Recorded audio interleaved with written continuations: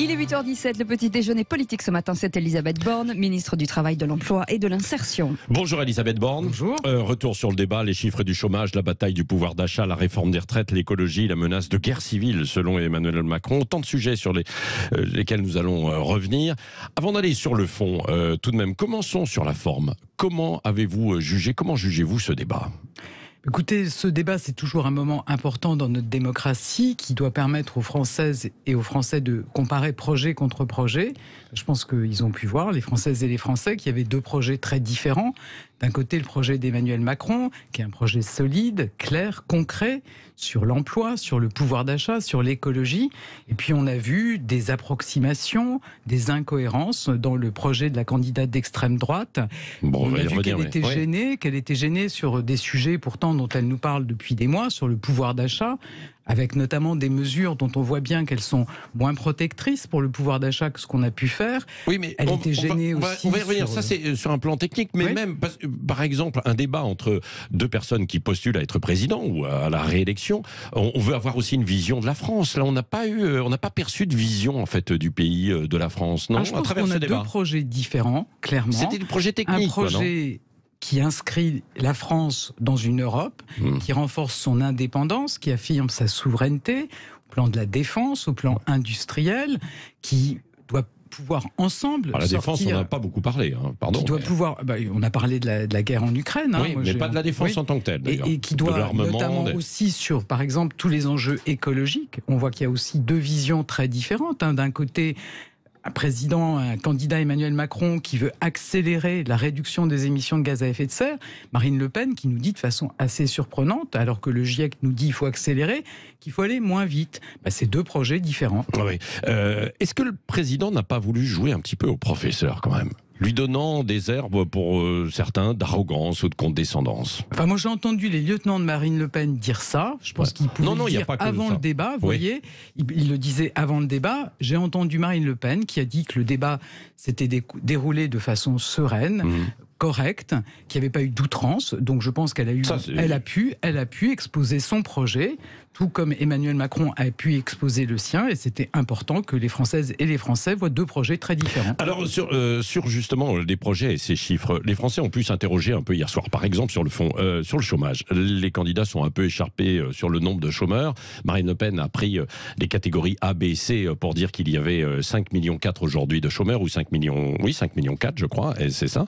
Et contre 5,5 millions il y a 5 ans, Emmanuel Macron lui a répliqué en disant que le chômage, quoi qu'il en soit, avait baissé en utilisant uniquement la catégorie A. Est-ce que vous pouvez nous éclairer en fait un peu ? Vous reconnaissez quand même qu'il y a ce constat. Attendez, on ne va pas rentrer forcément dans un débat technique. Non. Les chiffres, ils sont donnés partout, en Europe et dans le monde, par le BIT, le Bureau international du travail. Et ce BIT, il nous dit effectivement qu'on a baissé de plus de 2 points le taux de chômage pendant le quinquennat. 400 000. On a baissé de 610 000 chômeurs au sens du BIT. Donc voilà, il y a une baisse du chômage. De toute façon, vous savez, on a créé plus d'1 million d'emplois dans le quinquennat. Donc forcément, il y a des Françaises et des Français qui occupent ces emplois. Et c'est autant de demandeurs d'emploi de moins. Et c'est donc une bonne nouvelle. Mais il y a quand même il y a ce fameux chômage partiel, quoi. Les 5,4 millions, ça existe quand même, non ? Vous savez, sans rentrer dans le détail, ce que je peux vous dire, c'est que les chômeurs de catégorie C, par exemple, il y en a la moitié qui travaillent à temps plein. Donc c'est pas des chômeurs, c'est des gens qui sont inscrits à Pôle emploi, dont la moitié travaillent à temps plein. Oui. Bon, donc il ne faut pas tenir compte de ces chiffres. C'est ce que vous dire. Bon, sauf qu'ils existent, mais tout de même. Honnêtement, je ne sais pas qui dans notre pays peut ne pas voir qu'on a créé 1 million d'emplois et qu'il y a beaucoup de demandeurs d'emploi de moins, ce qui est une bonne nouvelle pour notre pays et ce qui nous montre qu'on doit pouvoir, dans le quinquennat qui vient, atteindre le plein emploi, ce qui est une très bonne nouvelle pour tout le monde. Parce que non seulement quand vous avez un emploi, évidemment, vous avez une meilleure rémunération que quand vous touchez une allocation chômage, mais en plus, je pense que les salariés, ils le vivent. Quand le taux de chômage est bas, vous pouvez aussi négocier votre salaire. C'est bien pour ça, par exemple, que dans les hôtels, cafés, restaurants, il y a eu une revalorisation de 16% en moyenne de la grille, parce que les entreprises ont besoin de recruter. C'est vrai, dans ce secteur, on avait d'ailleurs un patron tout à l'heure à 7h15 qui nous disait que lui n'arrivait pas à recruter en fait aujourd'hui parce que les gens ne voulaient plus travailler autant en fait. Les gens, ils veulent avoir des conditions de travail, des conditions d'emploi, des horaires et des rémunérations qui sont à la hauteur. Et quand on a moins de demandeurs d'emploi, ça se passe mieux pour discuter avec son employeur. Sur le pouvoir d'achat, je pense que les électeurs n'ont pas été rassurés. Vous l'avez évoqué tout à l'heure, parce que l'inflation galope en fait aujourd'hui et les réponses sont incertaines. Parce qu'il y a une prime Macron, bien sûr, avec de l'exonération de charges, par exemple, pas imposable, mais il n'y a aucune obligation. Et puis du côté de Marine Le Pen, c'est une incitation pour augmenter les salaires de 10%. D'abord, il y a quelque chose de très fort qui a été fait par le gouvernement et dont Emmanuel Macron a dit que si les Français lui font confiance, ça sera maintenu, c'est le bouclier tarifaire. Oui. C'est quelque chose d'extrêmement sur la prime Macron. Non mais attendez, sur la prime Macron, on va y revenir. C'est une obligation. Ce qu'a dit Emmanuel Macron, c'est que on peut en effet, quand on est salarié, être choqué de voir que son entreprise distribue des dividendes. Quand ça marche dans les grandes entreprises, oui, bien sûr. Des petites aussi. Oui, mais c'est plus compliqué, vous le savez. Quand les entreprises distribuent des dividendes, il sera, si Emmanuel Macron est réélu, ce qu'évidemment je souhaite, obligatoire de partager aussi la richesse créée dans l'entreprise avec les salariés. Donc c'est une obligation, sous une forme à déterminer par l'entreprise, de partager, de donner aussi l'équivalent d'un dividende. Complètement dans toutes les petites entreprises, ce n'est pas encore très clair. On a quelque chose de fort dans notre pays, c'est la participation pour les entreprises de plus de 50 salariés. Et là, ce qu'on dit, c'est que toutes les entreprises qui dégagent des profits devront les partager. Ça, c'est plutôt les grosses boîtes, enfin les boîtes moyennes et les grosses boîtes. C'est au-dessus de 50. Aujourd'hui, oui. Et ce qu'on dit, c'est qu'en effet, ça peut être compliqué pour des petites entreprises de mettre en place la participation, mais il y a une prime de pouvoir d'achat, ce qu'on appelle la prime Macron, qui sera une alternative, mais en tout cas, il sera obligatoire que les salariés aient aussi leur part quand l'entreprise a des bénéfices. Quand l'entreprise a des bénéfices. Sur l'énergie, vous l'avez évoqué, Elisabeth Borne, pas de baisse de la TVA, ça c'est ce que réclame Marine Le Pen de son côté. Vous, c'est le bouclier énergétique. C'est beaucoup plus fort, vous savez, ça veut dire que... Attendez, oui, pourquoi c'est plus fort ? C'est beaucoup plus fort parce que le prix du gaz, il est gelé depuis le mois d'octobre, et quoi qu'il se passe, de toute façon, il restera bloqué jusqu'à la fin de l'année, le temps qu'il faudra. Mais ça ne va pas être éternel, ça, ce bouclier. On espère que la situation en Ukraine va s'améliorer. Mais vous savez qu'il y a des tensions, il y aura toujours des tensions sur les hydrocarbures. C'est que si les Français lui font confiance... Non, mais Elisabeth Borne, ce n'est pas une solution à moyen terme, en fait, d'avoir un bouclier. Vous savez, pas gouverner. Moi j'étais ministre de l'écologie. Au moment du premier confinement, les prix s'effondraient. Donc parce ça n'est pas formidable. Il n'y avait plus aucune production. Pour réduire les émissions de gaz à effet de serre. Mais il n'y avait plus aucune production. Mais vous savez, donc les prix s'effondraient, il n'y avait pas de consommation. Donc du coup, ce bouclier, il existera si les Français font confiance à Emmanuel Macron aussi longtemps que les prix du gaz seront élevés. Et ce qui est aussi important, c'est d'accompagner les Français, parce que le risque climatique... Emmanuel Macron y croit, contrairement à Marine Le Pen, d'accompagner les Français pour sortir des énergies fossiles. Elle n'a pas remis en cause. Pour sortir des énergies fossiles, leur permettre d'isoler leur logement. 650 000 Français ont pu le faire en 2021. La proposition d'Emmanuel Macron, c'est 700 000 ménages tous les ans, et puis d'accompagner aussi les Français pour qu'ils puissent avoir des voitures électriques à des prix abordables, des locations de longue durée à moins de 100 € par mois. Donc la meilleure façon de protéger les Français aussi durablement sur les fluctuations des prix des énergies fossiles, c'est pouvoir se passer des énergies fossiles. Bon, mais c'est pas une solution effectivement à long terme, le bouclier. Coup, vous êtes d'accord ou pas, Elisabeth Borne, là-dessus ? Le bouclier, c'est indispensable. C'est indispensable tant que les prix sont aussi élevés.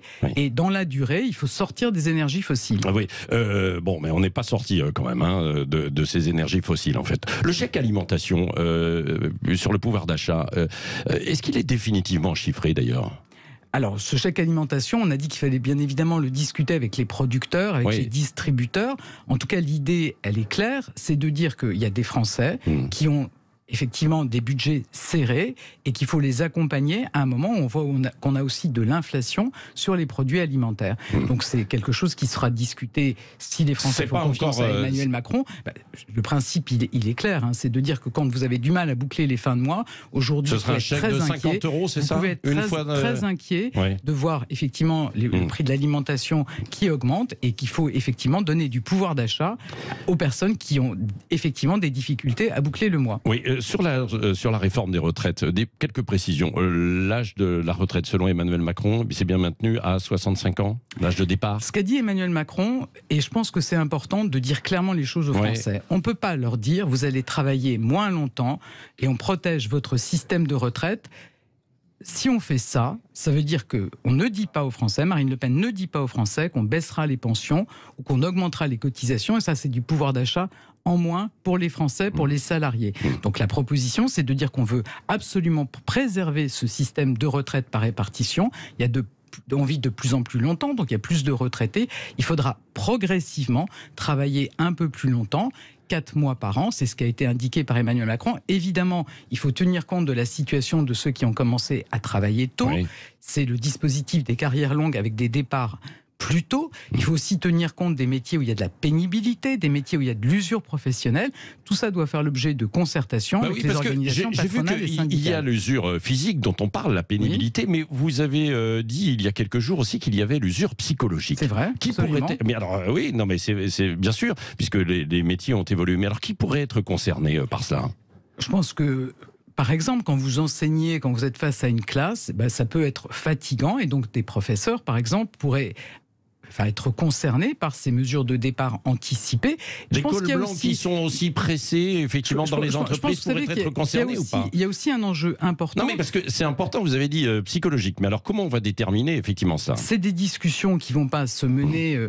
c'est pas le gouvernement qui va décider de ça, c'est secteur par secteur, des discussions entre les organisations patronales et syndicales qui connaissent la réalité des métiers et qui sont les mieux placés pour savoir quels sont les métiers où il peut y avoir cette usure professionnelle. Mais il faut aussi travailler sur la prévention de l'usure professionnelle. Il ne faut pas juste constater qu'on a des métiers où il y a de l'usure professionnelle.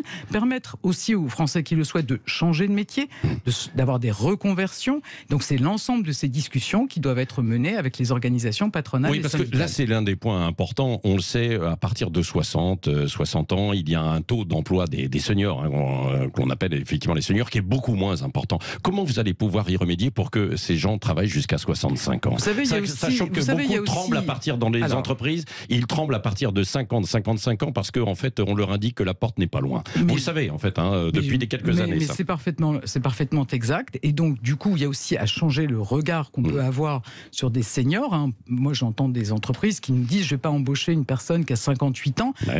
Aussi parce qu'elle part bientôt à la retraite.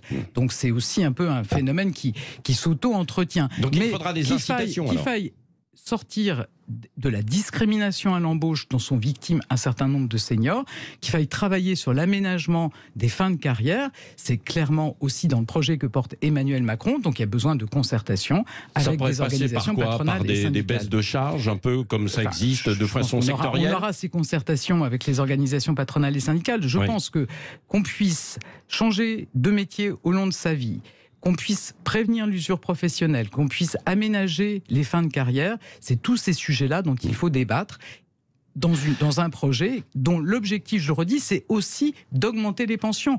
Ça, c'est quelque chose de très important, de revaloriser dès cet été, pour tenir compte de l'inflation, les pensions des retraités, et puis d'avoir un minimum de pension à 1 100 €, parce qu'on vit difficilement aujourd'hui avec la retraite qui, même quand vous avez travaillé toute votre vie, est à moins de 1 000 €. Bien sûr. 2 questions encore, Elisabeth Borne, sur le voile. Emmanuel Macron pense que l'interdiction du voile entraînerait la guerre civile. C'est ce qu'il a dit à Marine Le Pen hier. Qu'est-ce que ça signifie? Qu'on a perdu le contrôle républicain dans certains quartiers? Ça n'est pas du tout ce qui a été dit. Ce qu'a pointé Emmanuel Macron, c'est qu'on ne peut pas sortir de quelque chose qui est au fondement des règles dans notre pays, qui est la laïcité, qui est la liberté de croire ou de ne pas croire, avec des règles claires à l'école. Il n'y a pas de signes religieux à l'école, il n'y a pas de signes religieux pour les agents du service public. Par contre, il y a une liberté sur ce qui se passe dans l'espace public.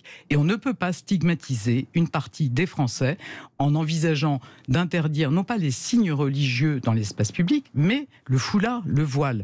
Donc, il y a une instrumentalisation ou pas, quand même, parfois avec le voile. C'est clairement mettre en cause, stigmatiser une partie de nos concitoyens en raison de leur religion. C'est ce que dit Madame Le Pen et ce qu'elle a eu l'occasion de redire hier. Oui, mais elle dit aussi, et je crois qu'Emmanuel Macron à un moment donné l'avait reconnu il y a quelques années aussi, qu'il peut y avoir une instrumentalisation du voile. Enfin, c'est clair qu'il faut que les... Sinon, vous ne l'interdiriez pas dans l'espace, dans les entreprises publiques. Attendez, c'est un principe fort dans notre pays.